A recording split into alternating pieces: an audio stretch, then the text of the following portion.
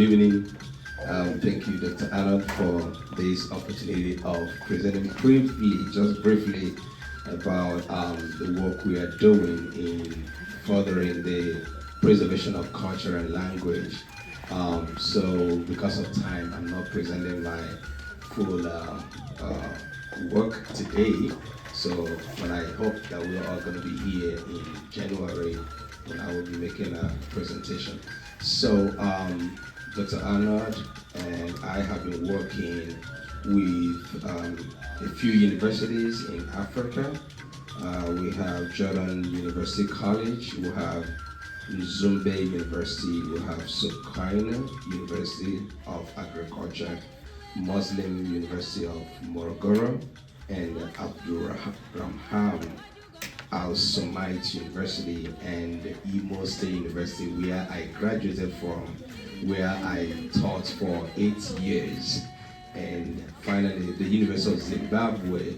All of these universities are coming together to support, in collaboration with PEP, to embark upon something I believe is going to be in the positive, a tsunami of language and culture preservation by the time we take off.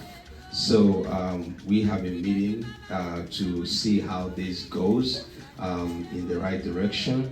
Currently, all these universities in Tanzania are working towards getting us a permission to go into the community to document, starting with a language that has completely gone into extinction, and just one or two, just a few speakers are left of that language and the culture.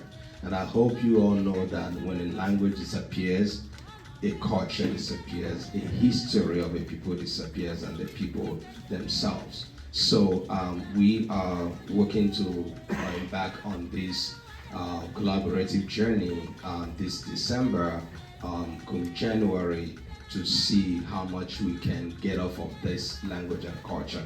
And it is believed that it's not going to be, this is just going to be a preliminary language preservation trip. I believe that when we go the first time, we will have need to go again and again and again. So it is important to know that several languages are dying and disappearing off of the planet.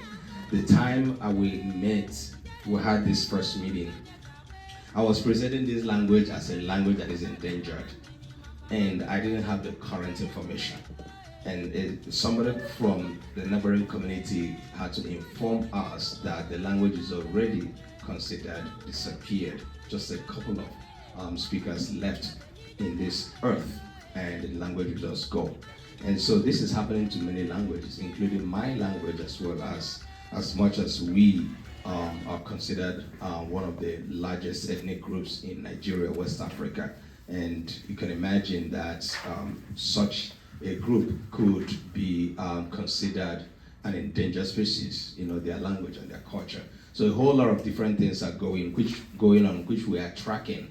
How people move, how cultures contact, and how all of these influence our languages and culture, and how we are having a disconnect between the older and the younger people. And we find out that there's a lacuna of language transference and culture transference. It's not happening so much amongst languages, and we need to really keep an eye on this in whatever we are doing. So I'm so privileged to work with PEP on this project, and I'm glad that after several years of knowing Dr. Arnold, where we are taking this direction, I have come here severally to make presentations when I used to come from Nigeria, and also I'm glad that I'm here once again making this presentation that is brief about just our the trip that we're planning concerning Tanzania. And we ask you to pray for us, and so that the trip is going to be successful. It is going to be going into a community where you do not know so much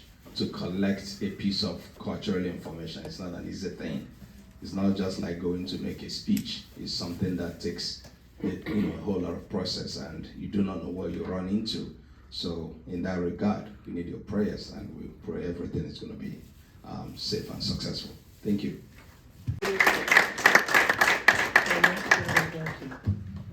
I'm familiar with the Igbo, the Yoruba, and the Hausa. So which language do you speak? I speak Igbo. Igbo. Yes. I have a lot of friends still in Nigeria from those tribes. In Igbo language. So I hope we're all going to be here when I'll be making that presentation. Yes. The Ticon language is also endangered. Yes. It is going away. There's so many. There's so many. And the problem is that not so many people are in the field doing this work. So, I mean, that's a huge aspect of work that PEP can do for humanity. And I believe it's going to be very rewarding, in addition to every other thing PEP has been doing. We have the same problem here with the Native American tribes. Absolutely. You know, the older people can't speak to the younger people, or the younger people can't converse with the older people. Yeah, I was having that conversation with, what's his name again? He has left. No, the Native American. Oh, yeah, Mr. Yaiba? Yes.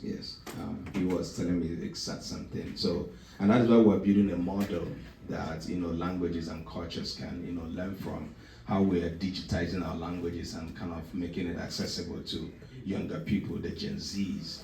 Language begins from birth. So that's where acquisition, starts. And if you lose that, that particular time, it becomes difficult. So what you're going to be doing is what we call intervention. So at this moment, some of the children, we are doing intervention for us to bring them back to their roots, including our own children, and so I have a rule in my house whereby I go to school, speak English, come back, speak Igbo, and everybody obeys that rule.